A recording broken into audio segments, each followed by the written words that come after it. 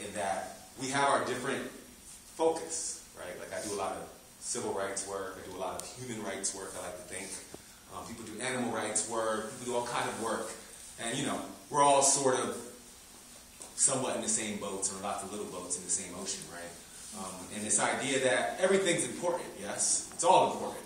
Like, in some ways, we're all working in the same direction.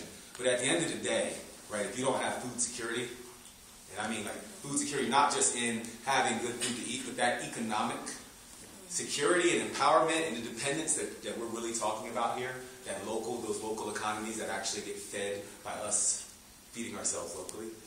Unless you handle that first, nothing else is going to matter. Nothing else is going to matter.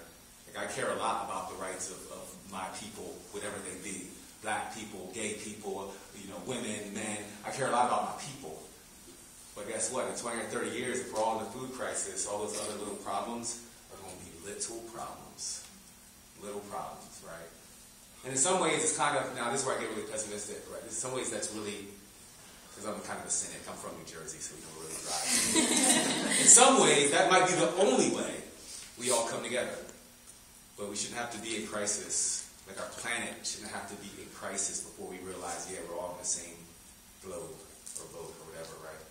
But that's the way it's going. And it would go there faster if there weren't for movements like this. So I was happy to be asked to be involved.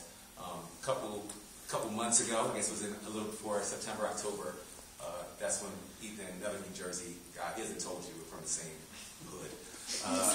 Cherry Hill, New Jersey, yes. He was like, hey, I'm doing this work, and I'd really like to get you involved. And he had come across me writing some other really novice, for me, amateurish food poems, because I was enlisted to write a poem for an exhibit that was called The Seed Broadcast that was done.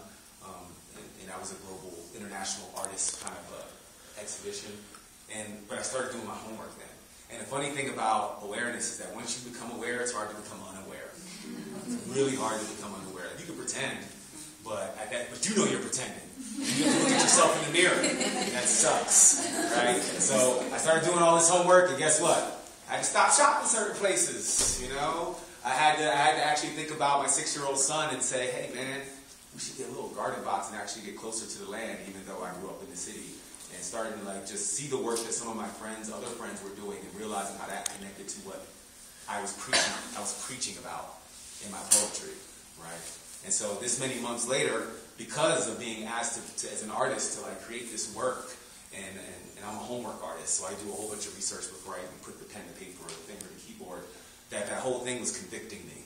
It was making me think about my choices and my decisions, where I spent my money, what kind of businesses I supported, how less I eat out and how more I actually cook, and turn that into an actual social interaction, into a way to create community instead of just some sort of business transaction of calories, right?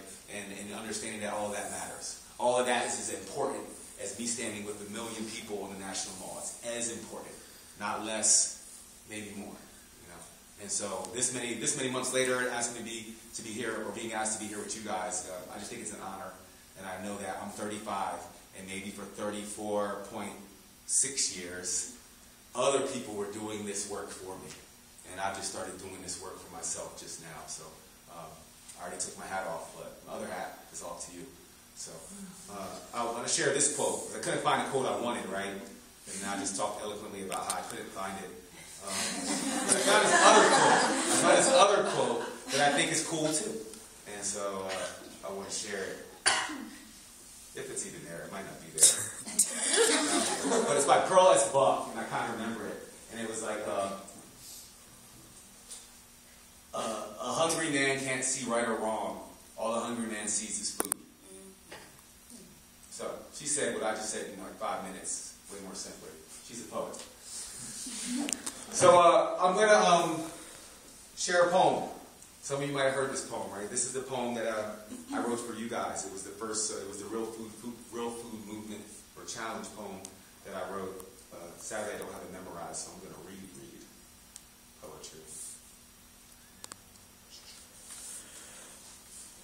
And if you want to, because we talked about the technological issues that we are in today, if you want to see the slideshow that was created from the work that you guys did, it's going to be at the Facebook event for this, you know, and I'll reshare it.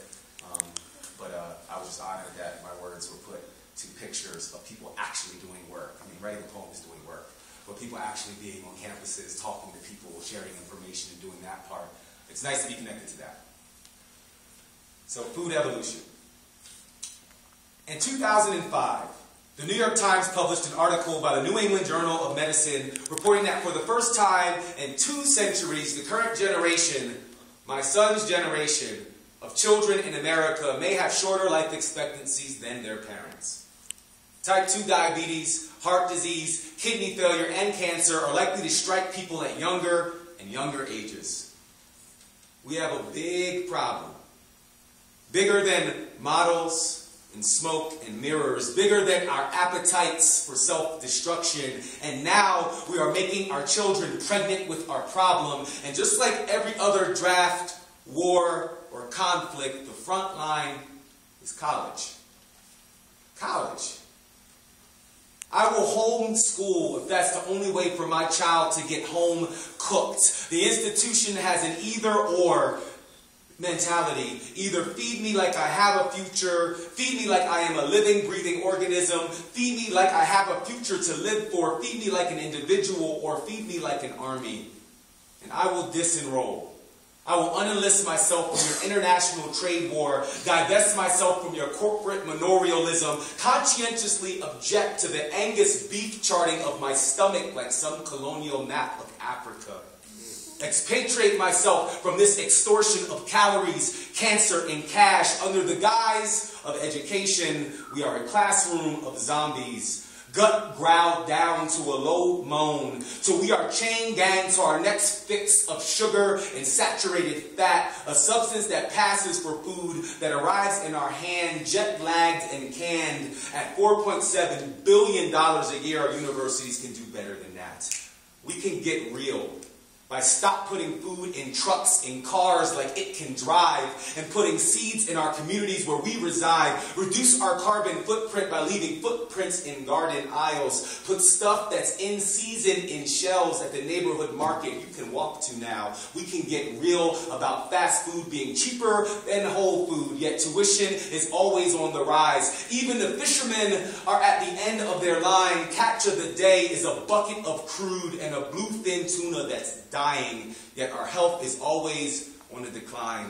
While cows are getting brotheled, death is always on the recline. While this little piggy gets a blanket before it's slaughtered and sent to the market, we are always on the flat line as we industrialize the miracle of life and overpen each egg-laying hen after we burn the beak off of it. And the bottom line is we can get real about bottom lines, because flaming hot Cheetos don't grow on trees. Since everything seems to be made out of corn and soy, we ought to subsidize a trip every now and then to an actual field. We can green every meal to the tune of $1 billion. By 2020, we want 20% of America's college diet to put some of that fat cash in local pockets. We put our economy where our mouth is. Eat fair trade by fair paid farmers who aren't forced to harvest what will harm their own offspring. Eat food that actually had heart and not heart disease.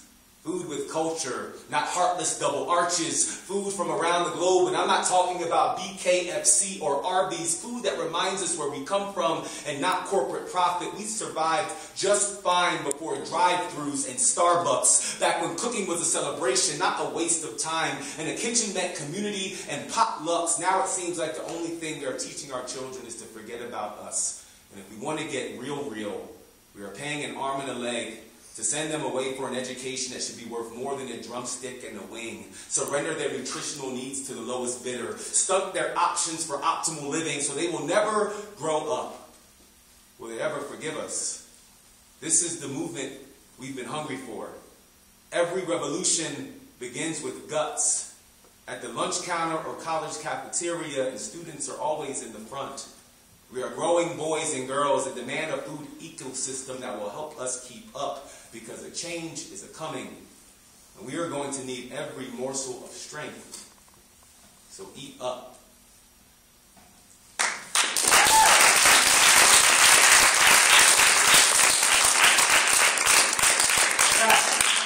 chat. You guys are hot. Thank you.